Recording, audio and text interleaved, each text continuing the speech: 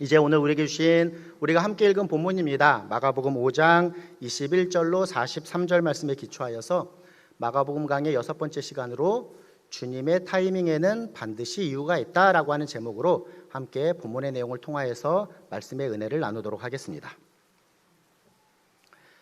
1489년에서 1556년까지 산 종교개혁자로서 잉글랜드의 신학자였던 또 69대 캔터베리 대주교였던 토머스 크랜머가 다음과 같이 기록하였으니 한번 띄워주시죠.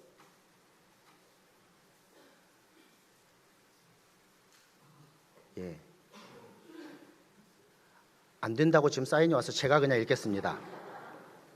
토머스 크랜머가 다음과 같이 이야기하였습니다. 예수님께서 보이신 인내의 본을 따르기 원합니다. 같이 한번 해볼까요? 예수님께서 보이신 인내의 본을 따르기 원합니다. 그렇습니다. 예수님께서 보이신 인내의 본을 따르기 원합니다 라고 그는 기록하였습니다. 이 내용은 부활주일 전 종려주일에 사용하려고 한 그 공적인 기도문에 시작되는 내용이 바로 예수님께서 보이신 인내의 본을 따르기 원합니다 라는 내용을 그가 기록하였습니다. 인내의 본, 인내가 무엇입니까? 어려운 상황 속에서도 포기하지 않고 끝까지 참아내는 것. 당장의 결과가 나타나지 않더라도 계속해서 그 온전한 목표를 향하여서 열심을 다해 달려가는 것. 어떠한 상황에서도 분노하지 않고 그 과정에 주어지는 고통까지도 기꺼이 담당하는 것이 바로 인내일 것입니다. 그런데 우리는 심지어 예수 그리스도를 믿으며 그리스도인으로서 살아가는 우리이지만 우리가 너무나도 쉽게 이 인내에 있어서 그 인내심의 바닥을 보이는 것을 우리의 삶을 통하여서 발견하게 됩니다. 우리의 마음에 그 심지에 불꽃이 살짝 닿기만 하도 우리는 어떻게 됩니까? 곧 폭발하는 모습이 우리의 모습입니다. 예수님께서 보이신 인내의 본을 따르기 원합니다 라고 시작되는 이 크랜머의 공식적인 기도문, 부활주일 전 종려주일의 공적인 기도문으로 즉 함께 기도하자라고 세운 기도문이기 때문에 그리스도인 모두가 희생적인 십자가 죽음을 기억하며 함께 기도하자라고 하는 귀한 고백이 담긴 기도문일 것입니다. 우리 예수님의 인내의 본을 따르기 원한다는 것, 우리도 계속해서 말씀을 통하여서 교훈받고 있습니다. 지난 주일 우리가 받은 말씀이 무엇입니까? 풍랑 속에서 믿음 없이 그 풍랑과 같이 이리저리 두려움으로 휩쓸리고 있었던 제자들을 향하여서 우리 예수님 인내하셨습니다. 그들을 향하여서 꾸짖지 아니하시고 예수님의 모습은 어떠하셨습니까? 바람을 꾸짖으시고 바다더러 잠잠하라 고요하라 라고 능력의 근원 되신 그분께서 능력을 나타내셨다라는 것입니다. 우리가 계속되는 예수님의 이 땅에서의 모습, 복음서를 통해서 살펴보게 되는 모습이 무엇입니까? 수많은 사람들이 예수님께 나올 때에 예수님께서는 그들을 향하여서 말할 수 없는 인내를 보이셨다라는 것입니다. 말씀을 시작하면서 이 내용으로 우리의 모습을 다음과 같은 질문으로 한번 점검해 보면 좋겠습니다. 사랑하는 성도 여러분, 우리는 신앙의 여정 속에서 스스로 더하여서 하나님을 향하여서 얼마만큼 믿음을 소유한 자로서의 인내함의 모습으로 살아가고 계십니까? 이와 같은 자기 점검의 모습으로 오늘 본문으로 들어가 보도록 하겠습니다. 함께 읽은 본문 마가복음 5장 21절로 43절 말씀은 조금은 독특한 구조를 갖습니다. 샌드위치 구조라고 볼 수 있는데요. 앞부분 21절로 24절 말씀을 보면 회당장 야이로라는 사람이 아픈 딸을 예수님께 이렇게 고쳐주시기를 구하는 모습으로 나옵니다. 그리고 뒷부분은 어떻습니까? 본문의 마지막 35절로 43절 말씀은 회당장 야이로의 딸이 죽었는데 예수님께서 그를 살리셨음을 기록합니다. 그 사이 중간에 마치 샌드위치처럼, 저는 오늘 아침에도 샌드위치를 먹고 왔는데요. 샌드위치처럼 그 안에 25절로 34절 말씀에서 무엇을 기록하고 있습니까? 12해 혈루증을 앓아온 여인을 고치신 내용을 기록하고 있습니다. 본문의 구조가 그렇습니다. 말씀드린 것처럼 본문의 시작에서 회당장 야이로가 아픈 딸을 위하여서 예수님을 찾아옵니다. 그런데 그 급박한 상황 속에서 새로운 사건이 발생하였음을 본문이 기록합니다. 25절로 26절 말씀인데요. 우리 같이 한번 읽어보도록 하겠습니다. 읽습니다. 12해를 혈루증으로 알아온 한 여자가 있어 많은 의사에게 많은 괴로움을 받았고 가진 것도 다 허비하였으되 아무 효험이 없고 도리어 더 중하여졌던 차에라 기록합니다. 12해를 혈루증을 앓은 여인, 혈루증이라 함은 피가 계속해서 흐르는 병을 의미합니다. 아마 지금의 어떠한 진단으로 보면 여성에게 있어서 만성으로 나타나는 자궁의 출혈 정도를 의미할 것입니다. 12해를 이 병을 앓았습니다. 그런데 그 여인이 예수님을 찾아왔는데 그 여인의 모습을 26절에서 무엇이라고 기록합니까? 세 가지로 우리가 정리해 볼 수 있으니 병에 걸려서 많은 의사에게 많은 괴로움을 받았다라고 기록합니다. 백방으로 수소문하여서 그가 최선을 다하는 모습을 가졌는데 병고침을 받지는 못하였다. 두 번째 모습이 무엇입니까? 가진 것도 다 허비하였다. 세 번째 모습은 무엇입니까? 그 결과로 호전함은커녕 오히려 병이 더 위중해졌다라는 것입니다. 이어지는 내용을 살펴볼까요? 27절로 30절 말씀을 보면 27절 말씀입니다. 12의 혈루증을 알아온 여인이 예수님의 소문을 듣습니다. 무리 가운데 끼어서 뒤로 와서 예수님의 옷에 손을 댑니다. 28절 말씀은 이 여인이 이렇게 한 이유에 대해서 기록하고 있으니 28절은 함께 읽어보도록 하겠습니다. 이는 내가 그의 손에만 옷을 대어도 구원을 받으리라 생각함 일러라 였기 때문입니다. 내가 이렇게 하면 구원을 받겠다라고 하는 믿음으로 예수님의 손에 옷을 대었을 때에 29절 말씀은 그 여인에게 나타난 결과를 기록하니 이에 그의 혈루근원이 곧 마름에 병이 나온 줄을 몸에 깨달으니라 라고 기록합니다. 여인에게 나타난 결과 뿐만 아니라 30절은 예수님에게 나타난 결과를 기록하니 30절 같이 한번 읽어보도록 하겠습니다. 읽습니다.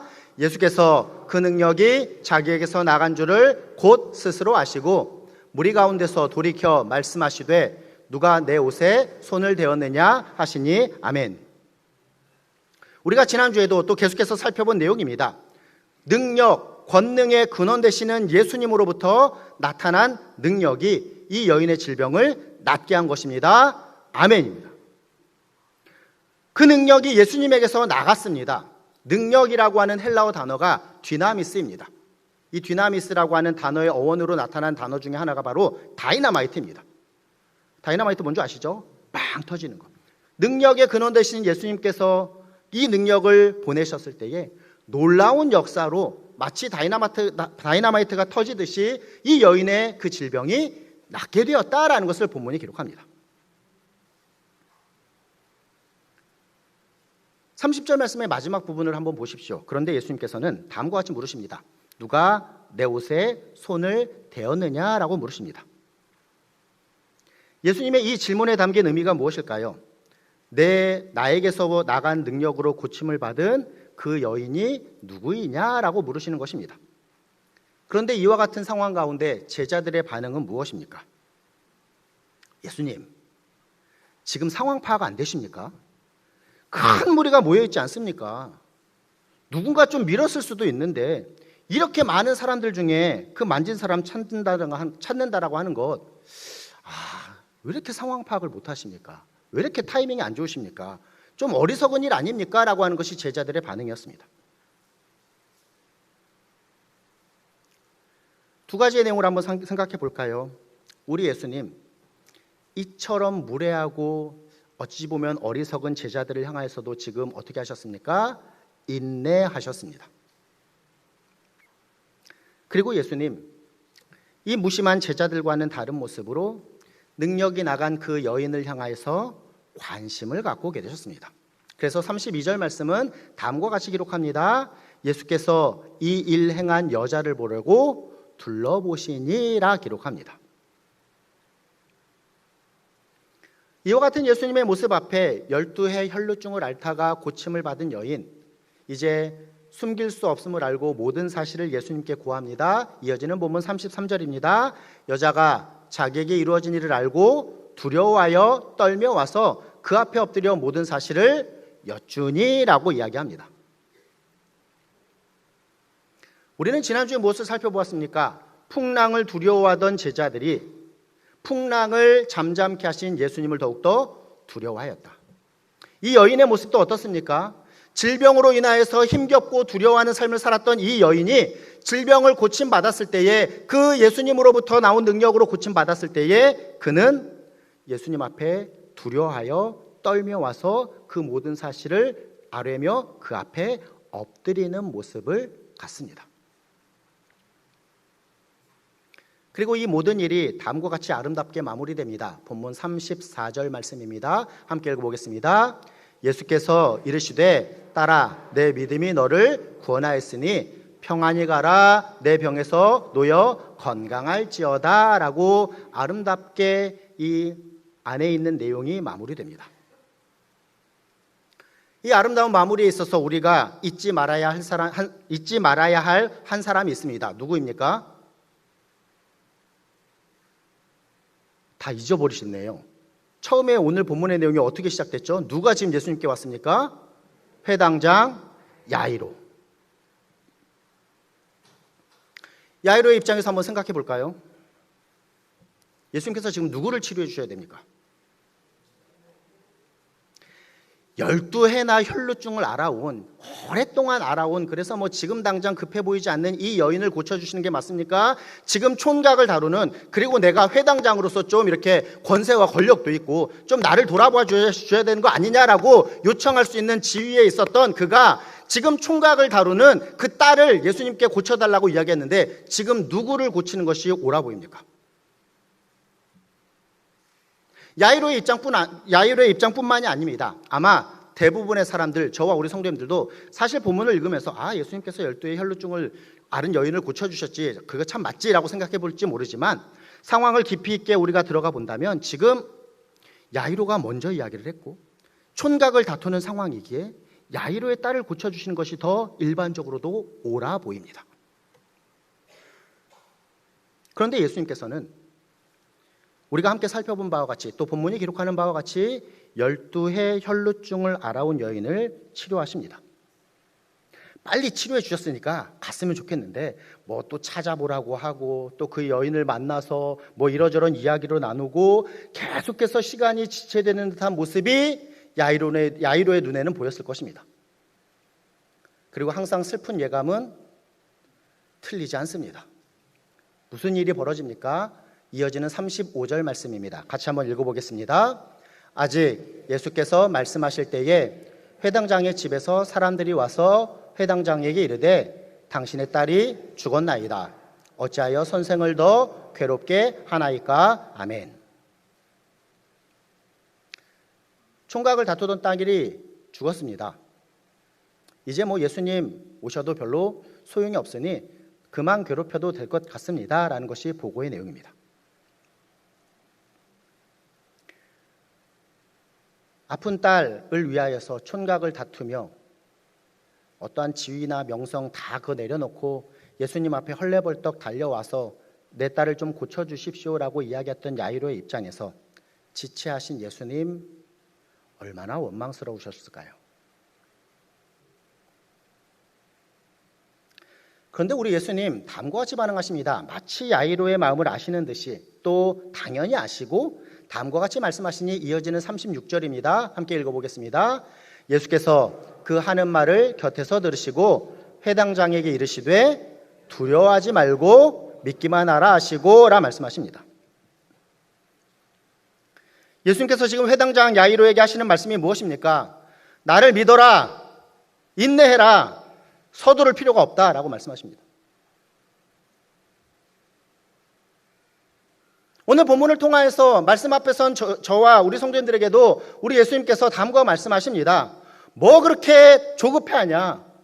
믿음으로 인내해라. 네가 서두를 필요가 없다라고 우리에게 말씀하십니다. 세상은 우리에게 무엇이라고 이야기합니까? 내가 처한 급박한 문제를 빨리빨리 해결해야 된다라고 요청합니다.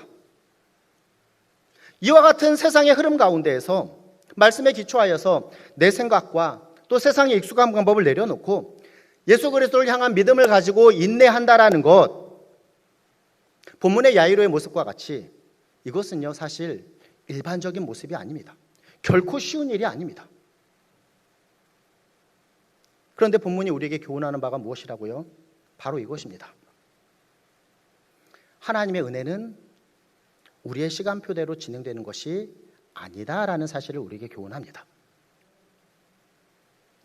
내가 열심을 다해서 예수님 흔든다고 예수님께서 일하시는 것, 물론 우리의 기도에 어떠한 그런 부분들이 필요하지만 궁극적으로 당신의 때에 당신의 합당한 방법으로 역사하시는 분은 우리가 아니라 하나님이십니다.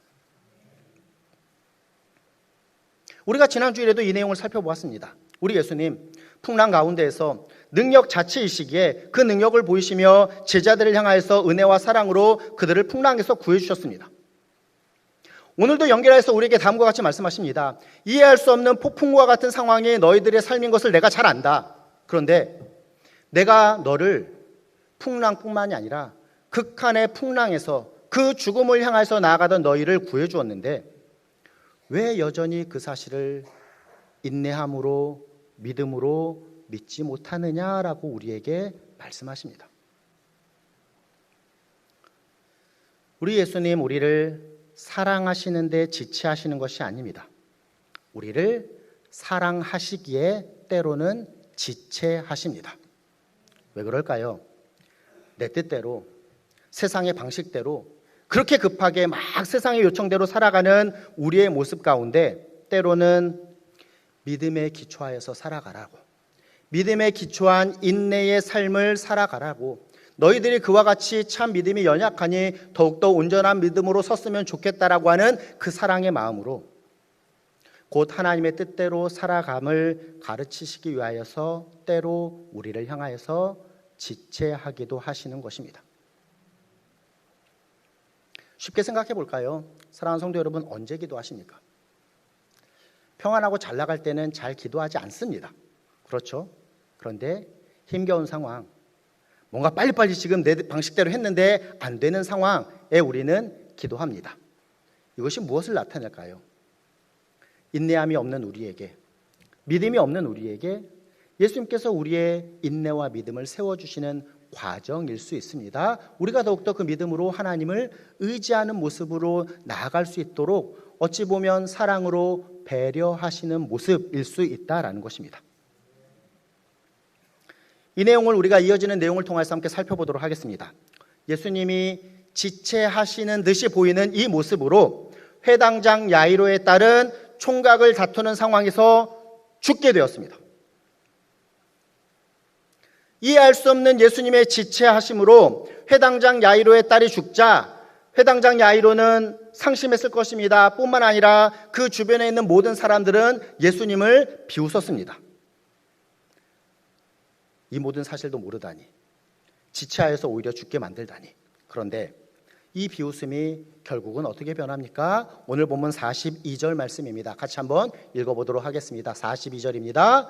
소녀가 곧 일어나서 걸으니 나이가 12살이라 사람들이 곧 크게 놀라고 놀라거늘. 아멘. 예수님께서 보이신 놀라운 능력 앞에 사람들은 놀라고 놀라는 모습을 갖습니다. 지난주 우리가 살펴본 바가 무엇이었습니까? 폭풍우를 잠잠케 하신 예수님의 능력 앞에 풍랑과 상황을 두려워하던 제자들이 그 능력의 근원 되시는 예수님을 두려워했던 것처럼 죽은 야이로의 딸을 살리신 예수님의 그 능력 앞에서 죽음을 두려워했던 그 사람들이 예수님 앞에 예수님을 놀라하고 예수님을 두려워하는 모습을 갖게 되었다라는 것이 본문의 내용입니다. 야이로의 입장으로 한번 돌아와 보도록 하겠습니다. 회당장 야이로, 처음 그가 예수님께 나아간 이유가 무엇이었습니까? 내 딸이 죽게 되었으니 고쳐주십시오라고 하는 요청이었습니다. 본문 앞으로 가서 23절 말씀입니다. 우리 같이 한번 읽어볼까요?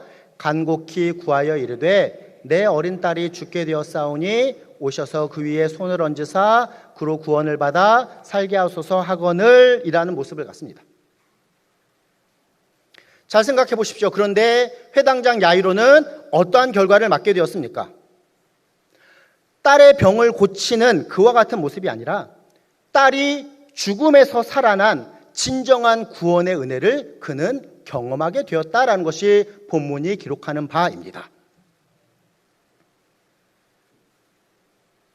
오늘 보면 마가복음 5장 21절로 41절 말씀에서 기록하고 있는 두 가지의 이야기, 12의 혈루증을 앓은 여인을 고치신 이야기, 회당장 야이로의 죽은 딸을 살리신 이야기, 모두 우리에게 믿음을 교훈합니다.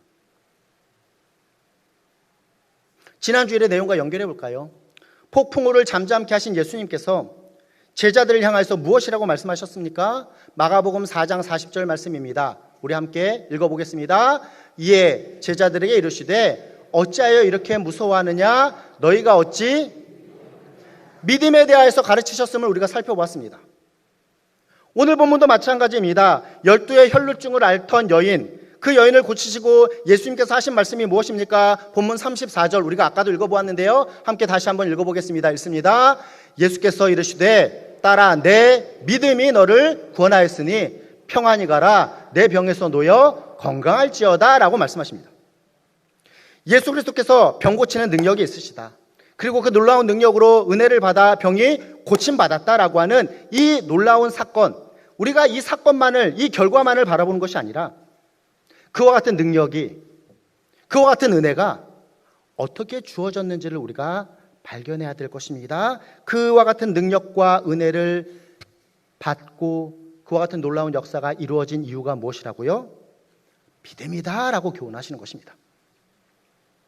내 믿음이 너를 구원하였으니 평안히 가라.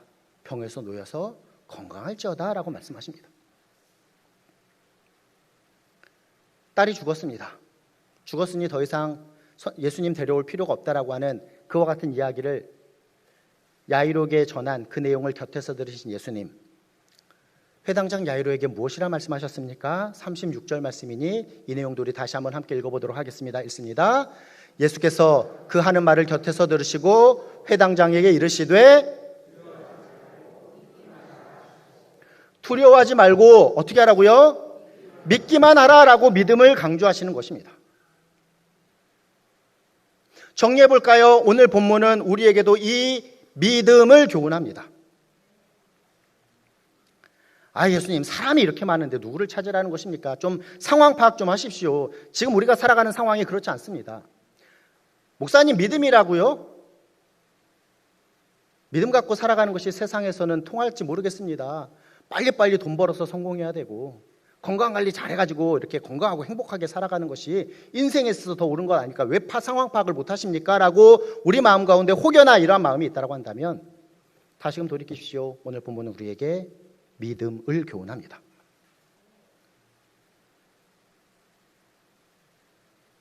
우리 예수님 능력이 있으시다고 하는데 왜 이렇게 무엇인가 안 이루어지고 우리가 간절히 기도하는데 뭐 이렇게 일이 지체되는 것 같은가? 야이로의 마음입니다. 지금 내 딸이 죽게 되었는데 왜 저렇게 지체하시는가라고 하는 마음이 우리에게도 있을지 모르겠습니다. 그렇습니다. 우리가 처한 상황, 우리가 가지고 있는 생각, 이와 같이 세상적인 것으로 가득 차 있을지 모르겠습니다. 그런데 우리가 이와 같이 판단하는 것, 세상 가운데에서 그 세상에 기초한 가치로 우리가 갖는 생각은 분명한 예수님의 능력, 그 능력의 역사심의 결과를 모르기 때문에 그렇게 보고 판단하는 것일 뿐입니다. 우리에게 필요한 것이 무엇이라고 교훈합니까? 바로 믿음임을 교훈합니다. 때때로 하나님께서 우리에게 은혜를 보류하시는 듯이 우리의 인생에 침묵하시는 듯이 보일지라도 우리는 아직 깨닫지 못한 더욱더 온전하신 하나님의 필수적인 이유와 변수가 있다는 것을 믿는 믿음이 저와 우리 성도님들에게 필요하다라는 사실을 오늘 본문이 교훈합니다. 오늘 설교의 제목이 무엇입니까? 주님의 타이밍에는 반드시 이유가 있다라는 것입니다. 한 가지 살펴볼 내용이 있습니다. 병에 걸렸으나, 죽을 상황이었으나 그 회당장 야이로의 딸은 죽었습니다.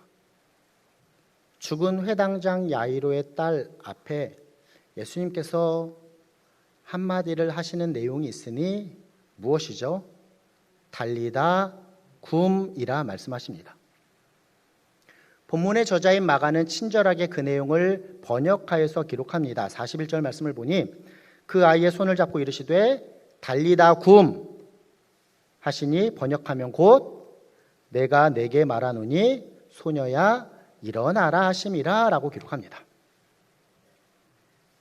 달리다 굼은 그렇습니다. 소녀야 일어나라 라고 하는 의미입니다. 달리다가 소녀입니다. 그런데 달리다라고 하는 이 명칭은 정을 듬뿍 담아 부르는 애칭입니다. 조금 더 설명드리면 다음과 같은 의미를 갖습니다. 마치 부모가 딸을 멀리서 부르는 얘야라고 이렇게 부르는 그와 같은 표현이 바로 달리다입니다. 굼은 일어나라라는 것입니다. 살아서 일어나라라고 하는 의미보다는 사실 동일합니다. 부모가 자녀를 향해서 부르는 어떠한 일어남의 애칭입니다. 마치 아침에 잠에서 깨울 때 얘야 좀 일어나라 라고 하는 정을 담은 사랑을 다 가득 담아 하는 이야기가 바로 굼 일어나라 라고 하는 내용입니다. 예수님께서 죽은 이 회당장 야이로의 딸을 향해서 이야기하는 달리다 굼 어떠한 의미를 갖습니까? 강력한 죽음에서 다시 살리시는 능력의 선포의 메시지일 뿐만 아니라 사랑을 가득 담아 부르시는 애칭입니다. 얘야, 이제 좀 일어날 때가 됐으니 일어나라 라고 하시는 의미인 것입니다. 우리 주님 우리에게도 그와 같이 말씀하십니다. 저와 이 자리에서 계신 성도님들, 우리도 구원받은, 그래서 우리가 무엇이라고 표현합니까? 하나님의 자녀가 되었습니다. 전능하신 하나님께서 우리의 아버지가 되십니다. 나는 연약하지만 전능하신 아버지 하나님의 손을 잡고 나갈 때에 세상에 거칠 것이 없음을 경험하는 것이 우리 그리스도인의 삶이다라는 것을 우리가 기억해야 할 것입니다.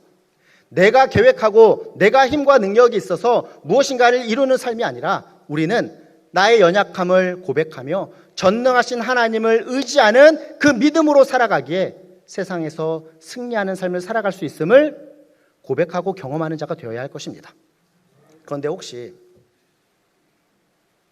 자녀된 우리가 전능하신 하나님을 재촉하고 있지는 않으십니까? 지금 해야 되는데 뭐하고 계십니까, 하나님?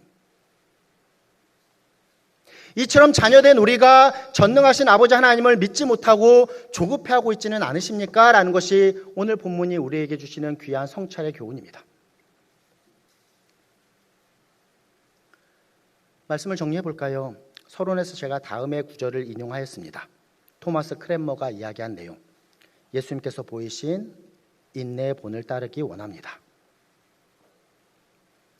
부활주일 전주 종려주일에 사용하는 공적 기도문의 시작 부분, 예수님께서 보이신 인내의 본을 따르기 원합니다. 이 공적 기도문의 마지막 결론과 같은 내용은 다음과 같이 연결됩니다. 예수님께서 보이신 인내의 본을 따르고 예수님의 부활에 참여하기를 원합니다라는 것입니다. 서론에서 다음과 같이 이 질문으로 우리 자신의 모습을 한번 점검해 보기를 우리 성도님들께 권면드렸습니다. 신앙의 여정 속에서 나 자신뿐만 아니라 하나님을 향해서 우리는 얼마나 믿음에 기초한 인내의 삶을 살아가고 있는지를 한번 점검해 봅시다라고 말씀드렸습니다. 그 점검에 우리에게 주시는 가장 귀한 답이 무엇입니까? 예수님께서 보이신 인내의 본을 따를 때에 우리는 예수님과 같이 부활의 영광에 참여하게 된다라는 것입니다. 우리 예수님 능력이 없으셨을까요? 그냥 모든 것 하나님께서 계획하신 구원의 계획들, 고난과 고통의 시간 그냥 갖지 않고 그냥 쉽게 영광을 이루실 수도 있으셨을 것입니다. 그런데 인내함을 우리에게 가르치시고 몸소 보이셨습니다. 그리고 그 끝이 죽음의 모습으로 보일지 모르나 죽음이 아니라 분명한 결론이 무엇이라고요? 부활의 영광이다라는 사실을 우리에게 몸소 보이셨습니다. 과정으로 나아가는 우리에게 있어서는 이 결과를 바라보기 쉽지 않습니다. 그런데 그 결과를 바라볼 수 있는 귀한 은혜와 방법을 하나님께서 오늘 우리에게 교훈하여 주시니 그것이 바로 믿음입니다. 그 믿음으로써 우리는 오늘 설교의 제목을 이룰 수 있는 삶을 살아갈 수 있습니다. 주님의 타이밍에는 반드시 이유가 있다라는 것입니다. 주님의 타이밍에는 반드시 이유가 있다라는 이 귀한 사실을 기억하며 바라기는 저와 우리 성도님들 인생길 속에서 만나게 되는 그 모든 상황 속에서 때로는 이해할 수 없는 상황 속에서도 예수 그리스도를 향한 분명한 믿음을 소유한 자로 그 믿음이 나에게 있으니 때로는 이해할 수 없는 상황에서도 그 믿음으로 인내할 수 있습니다. 주님의 인내의 본을 따르기 원합니다. 라고 하는 진정한 믿음의 삶을 살아가시는 저와 이 자리에 계신 우리 사랑하는 모든 성도님들 되시기를 예수님의 이름으로 부탁드리며 축원합니다. 아멘.